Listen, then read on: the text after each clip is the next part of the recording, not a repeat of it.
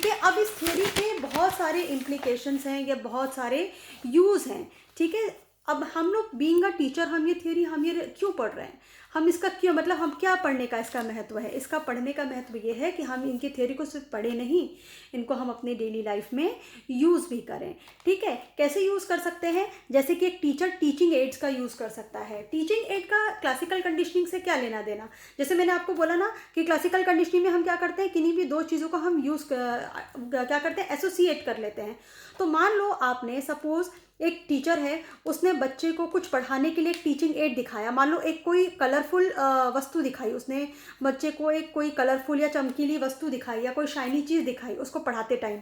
तो बच्चा क्या करेगा, जो भी वो पढ़ रहा है उस पढ़ने के साथ वो उस कलरफुल चीज़ को क्या कर लेगा, एसोसिएट कर लेगा। तो जब भी वो याद करेगा उस पढ़ाई, उसको एग्जाम में वो चीज़ आएगी तो उसको वो कलरफुल चीज़ याद आ जाएगी जो उसके सर ने उसको दिखाई थी। तो इसलिए टीचिंग एड से बच्चा क्या कर लेता है, अपने सब्जेक्ट मैटर को कनेक्ट कर लेता है, तो इससे वो जल्दी सीखता है। देखिए बच्चों की क्लासरूम भी आप देखेंगे, स्पेशली जो छोटे बच्चों की क्लासरूम होती है वो अट्रैक्टिव बनाई जाती है। क्यों, क्योंकि वो बच्चे क्या करते हैं, अट्रैक्टिव चीज़ों से अपने आप को जल्दी से क्या कर लेते हैं, वो कनेक्ट कर लेते हैं जल्दी से। उनको मतलब जो अच्छी फीलिंग, जो फीलिंग्स उनकी दूसरी अच्छी चीज़ों के लिए होती हैं, है ना, वो उनको क्लासरूम में भी अगर दिखाई दें तो क्या होता है, जैसे मान लो क्लासरूम में छोटे बच्चों को आप देखेंगे कि उनकी क्लासरूम में जगह जगह टॉयज़ भी रखे रहते हैं। क्यों, क्योंकि टॉयज़ से बच्चों का अट्रैक्शन होता है ना। तो अगर वही टॉय अगर आप क्लासरूम में रखोगे तो क्लासरूम से भी बच्चों का अट्रैक्शन होगा। दूसरा, हम इससे क्या कर सकते हैं, हम पर्सन के डर या फोबिया को भी हटा सकते हैं। देखिए बच्चों, जो फोबिया है वो भी एक तरह से क्लासिकल कंडीशनिंग के थ्रू ही सीखा गया व्यवहार होता है। जैसे आपने शायद पढ़ सुना है या नहीं सुना है, वॉटसन का एक एक्सपेरिमेंट है, जिन्होंने क्या किया था, जिन्होंने एक बच्चा था एल्बर्ट, 11 महीने का था। उन्होंने क्या किया कि उस बच्चे को, जब भी वो बच्चा उसका एक फ़र वाला डॉग था, तो जब भी वो अपने फ़र वाले डॉग के पास जाता था वो ज़ोर की आवाज़ करते थे।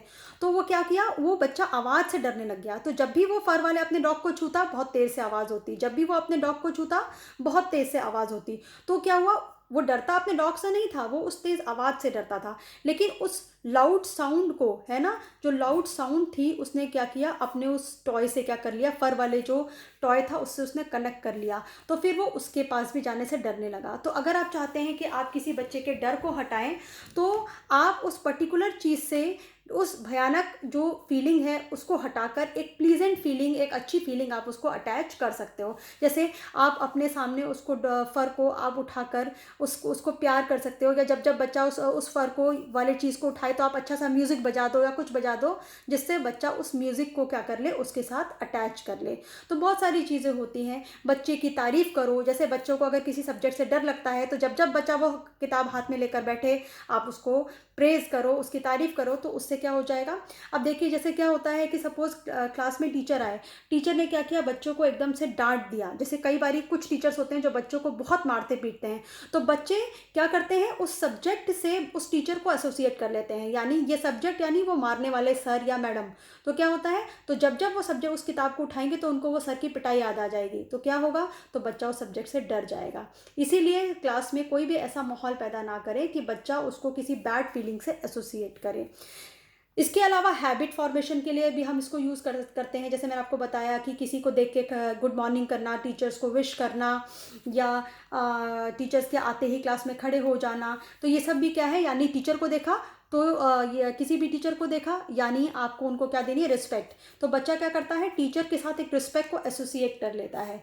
अच्छी हैंड राइटिंग के साथ भी आप उसको एसोसिएट कर सकते हैं। जैसे कि जब जब बच्चा अच्छी हैंड राइटिंग लिखे तो उसको आप क्या कर सकते हैं, एक प्लेजरेबल फीलिंग, एक अच्छी फीलिंग। जैसे जब भी बच्चे ने किया तो आपने उसको एक स्टार दे दिया या कुछ भी दे दिया, तो उससे क्या हो जाएगा, बच्चे की एक अच्छी फीलिंग अटैच हो जाएगी।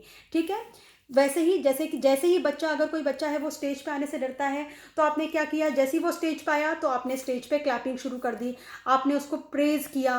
तो यानी बच्चे ने स्टेज परफॉर्मेंस पे खड़े होने से क्या अटैच कर लिया, प्रेज़ को, क्लैपिंग को। तो वो क्या करेगा, जब जब वो स्टेज पे आएगा तो उसको वो क्लैपिंग याद आएगी, है ना। तो इससे क्या कर सकते हैं, इससे हम बच्चों को बहुत सारी अच्छी अच्छी चीज़ें सिखा सकते हैं, सिर्फ एक प्लीजेंट जो इमोशन को या एक प्लीजेंट फीलिंग को उस चीज़ से अटैच करके।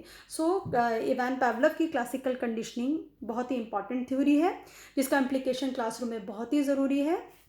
सो I hope you understood it all. Thank you so much.